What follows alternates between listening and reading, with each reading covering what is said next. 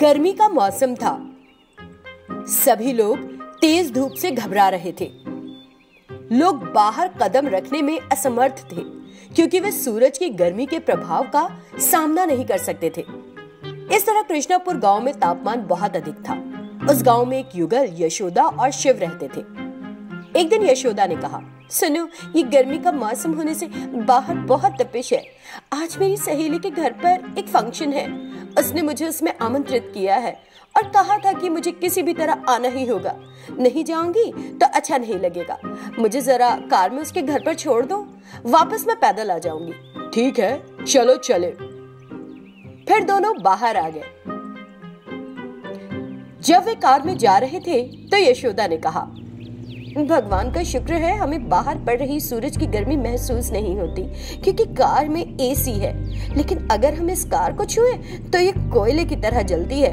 गर्मी खत्म होने तक कार को छाया में पार्क करना। तुमने 100% की बात कही है। जैसा तुमने कहा है मैं वैसा ही करूंगा। तब यशोदा अपनी सहेली के घर चली गई। रवि अपनी कार लेकर वापस घर चला गया।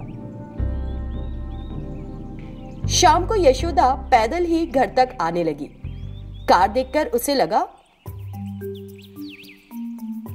ओह, शाम में भी बाहर तो ठंडी हवा बह रही है लेकिन कार अभी भी गर्म है। लोग तेज धूप के कारण मर रहे हैं। वो एसी लगी इस कार की अनदेखी कर रहा है। कितनी गलत बात है।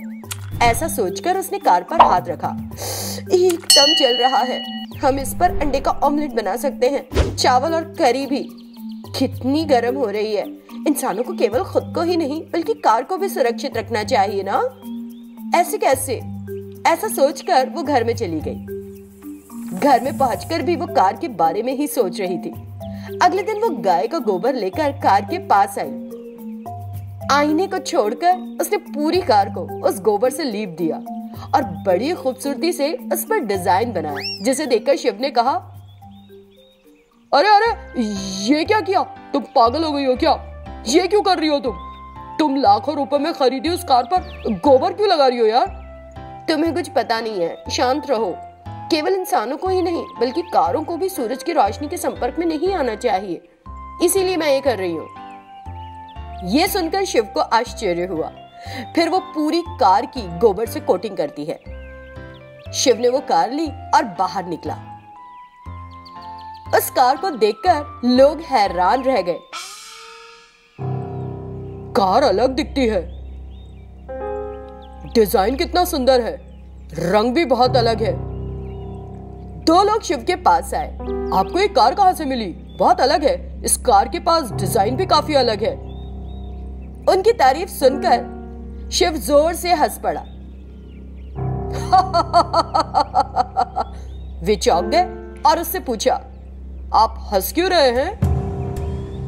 ये कोई नया डिजाइन नहीं है बल्कि गाय का गोबर है। मेरी पत्नी ने कार को ठंडा रखने के लिए गोबर से इसे लीप दिया है। इस तरह उसने उन्हें बताया कि क्या हुआ था। ये सुनकर वे हैरान रह गए। ये तो बहुत अच्छा आइडिया है। अगर कार को इस तरह गोबर से लीप दिया जाए तो वो कारें भी कूल हो जाएंगी जिनमें एसी नहीं है। उन्होंने हमें एक बहुत अच्छा सुझाव दिया है, सच में। इस तरह उन्होंने यशोदा की सराहना की। तब शिव ने घर आकर अपनी पत्नी से कहा, मेरे सभी दोस्त तुम्हारी बड़ी तारीफ कर रहे थे कि तुमने बहुत अच्छी जुगत बिठाई है। ये सुनकर यशोदा को बहुत खुशी हुई। एक छोटा सा गांव था जिसे मंगलीपुर कहा जाता था। वहां शेखर नाम का एक गरीब आदमी रहता था। वो एक दिन एक पेड़ के नीचे फल बेच रहा था। इसी बीच एक कार वहां आकर रुकी। कार में सवार व्यक्ति बाहर आया और बोला, ओहो, इस कार को अभी रुकना था। इतना कहते हुए वो आदमी शेखर के पास पहुंचा। शेखर को देखकर वो बहुत चक्का रह गया। ओ माय गॉड, क्या तुम मेरे जैसे हो? ये एक सपना है या सच्चाई है? मैं भी वही देख रहा हूँ सर। मुझे भी समझ नहीं आ रहा कि आप मेरे जैसे कैसे हो सकते हो। दोनों आपस में बात करने लगते हैं। तभी शेखर, आपका नाम क्या है? शायद आपने प्रसाद बताया है ना? प्रसाद, मेरी हमेशा से एक इच्छा रही है। मुझे सिर्फ एक दिन के लिए एक अमीर व्यक्ति की तरह जीना है। शायद भगवान ने हमें इसीलिए मिलाया है कि मेरी इच्छा पूरी हो। जरूर, फिर हमारे घर आ जाओ, नहीं, मेहमान की तरह नहीं, करोड़ों के मालिक की तरह। मैं केवल 2 दिनों के लिए आपके घर रहूंगा और आप मेरे घर पर। प्लीज इनकार मत कीजिएगा। और प्रसाद कहता है ठीक है।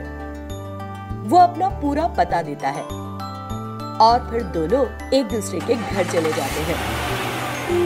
शेखर उस आलीशान इमारत में अपनी भव्य कार में घुसता है और उस इमारत को देखकर हैरान हो जाता है। सोचने लगता है, ओह माय गॉड। ये सोचकर वो अंदर जाता है कि उसने इतनी बड़ी इमारत कभी नहीं देखी। दूसरी तरफ प्रसाद उसकी झोपड़ी में जाता है। घर की हालत देखकर वो बहुत दुखी होता है।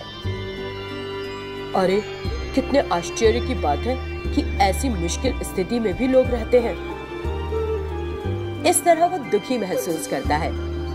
इस बीच शेखर के पिता ने प्रसाद को देखा और सोचा कि वो शेखर है। अरे क्या तुम पैसे ला सके या आज भी हमें बिना खाए उपवास करना होगा? नहीं पिताजी, मैं आज आपके लिए पैसे ले आया हूँ। उसके पास जो पैसा होता है वो उन्हें दे देता है।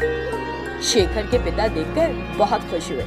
आज हम दोनों खाना खा सकते हैं। कितने दिन हो गए हम लोगों ने भरपेट खाना ही नहीं खाया है, वो कहता है। इसके बाद वे दोपहर का भोजन करते हैं और कुछ देर आराम भी करते हैं। अपने मन में प्रसाद, मैं कितना सारा पैसा बर्बाद कर देता हूँ। यदि लोगों के बीच बराबर धन बटे तो वे अपना भर पेट खा सकते हैं। ये सोचकर वो आराम करता है। दूसरी तरफ शेखर, हे भगवान, एक अकेला आदमी कितना खाना खाएगा? 4 परिवार इस खाने से अपना पेट भर सकते हैं। ये सोचकर उसे जितना खाना होता है वो खा लेता है। दिन बीतने लगे। अमीर घर में शेखर जिंदगी के मजे ले रहा था। प्रसाद जो कि शेखर के घर में था, गरीबी झेल रहा था और बहुत परेशानी में था। इस तरह 2 दिन बीत गए। दोनों उस जगह पर लौटते हैं जहां वो पहली बार मिले थे। जब वे दोनों बातें कर रहे थे, शेखर को देखकर एक व्यक्ति ने सोचा कि वो प्रसाद है। प्रसाद, बहुत दिनों से मैं तुम्हें तलाश रहा था, आज बताता हूँ तुम्हें। वो उसे मारने आता है, लेकिन शेखर उल्टा उसकी पिटाई लगाने लगता है। नहीं प्रसाद, प्लीज मुझे मत मारो, मैं फिर कभी तुम्हारे पास नहीं आऊंगा।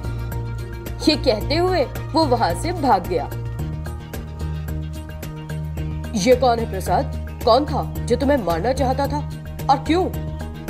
अगर पास पैसा हो ना तो हम इस तरह की दुर्घटनाओं को अवॉइड नहीं कर सकते। हर कदम पर दुश्मन अधिक होते हैं जो हमारा नुकसान करते हैं, उन लोगों की तुलना में जो हमारे लिए अच्छा करते हैं। बिजनेस में एक दूसरी पार्टी से मेरे मतभेद है।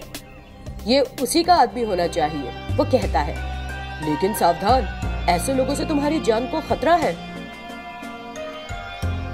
हाँ, लेकिन इसीलिए तो मैं अपने साथ बॉडीगार्ड रखता हूँ। क्या तुम उन्हें नहीं लेकर आए? नहीं, वे वैसे भी हर जगह मेरा पीछा कर रहे थे। जब मैं यहाँ आ रहा था तो मैंने उन्हें बेवकूफ बना दिया। अच्छा काम किया। जो भी हो, तुमने वैसे भी उनसे मेरी जान बचाई है। धन्यवाद। इसके लिए मैं तुमको एक उपहार दूंगा। शेखर उसके ऐसे कहने से बहुत खुश हुआ। दिन बीतते गए और जैसे कि प्रसाद ने कहा था, उसने शेखर को उपहार में एक बड़ा होटल दिया। देखो शेखर, अब से ये होटल तुम्हारा है। मुझे तुम्हारी गरीबी देखकर बहुत अफसोस हुआ था, इसीलिए उपहार दे रहा हूँ तुमको। तुम्हें इससे होने वाली आय के साथ कई लोगों की मदद करनी चाहिए। साथ ही तुमको गरीब लोगों को रोजगार भी देना होगा, तभी इस पैसे का सही उपयोग होगा। तुमने जैसा कहा है मैं वैसा ही करूँगा। वो फिर अपने पिता को सब कुछ बताता है जो हुआ। उसके पिता बहुत हैरान होते हैं। उसके बाद उन्होंने प्रसाद को धन्यवाद दिया।